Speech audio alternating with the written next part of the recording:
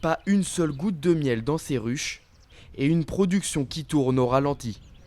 Les pluies à répétition des derniers mois n'ont pas permis aux abeilles d'aller butiner. Donc là, typiquement, il devrait y avoir plein d'abeilles et ça devrait être, c'est un cadre là, il pèse 300 grammes, il devrait peser plus d'1 kilo, ça devrait être rempli de miel, quoi. Et là, il n'y a rien, absolument rien.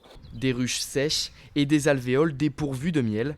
Certaines colonies sont même au bord de la famine. Là, c'est catastrophique. Elles n'ont rien à manger. Là, c'est grand temps d'intervenir. Il n'y a absolument rien à manger ici. Jean-Marc et sa femme doivent alors nourrir les abeilles d'urgence. Une première en 8 ans de métier. Donc s'il n'y a pas de miel, s'il n'y a pas de nectar, s'il n'y a pas de fleurs qui donnent de nectar, il n'y a pas de miel et donc elles peuvent mourir de faim. Et là, typiquement, cette ruche-là, il faut absolument qu'on la nourrisse aujourd'hui. Mais au printemps, on n'a jamais distribué de sirop. Des conséquences encore plus visibles ici, dans la réserve de l'apiculteur. Ces stocks sont pratiquement vides. Ça représente la première récolte de cette année.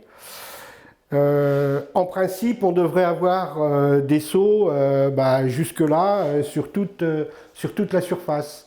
Donc ça représente entre 10, 12 et 15% de ce qu'on a récolté l'année dernière.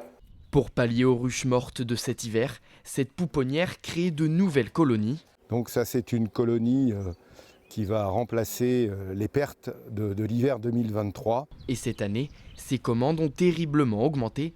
Une situation exceptionnelle pour la filière. Il est clair que si la deuxième partie, parce que là on est sur la première moitié de la saison, si la deuxième moitié est aussi mauvaise, ça peut avoir des conséquences économiques graves pour les professionnels qui vivent de ce métier, puisqu'ils n'auront pas de récolte. Donc ça, c'est effectivement très inquiétant.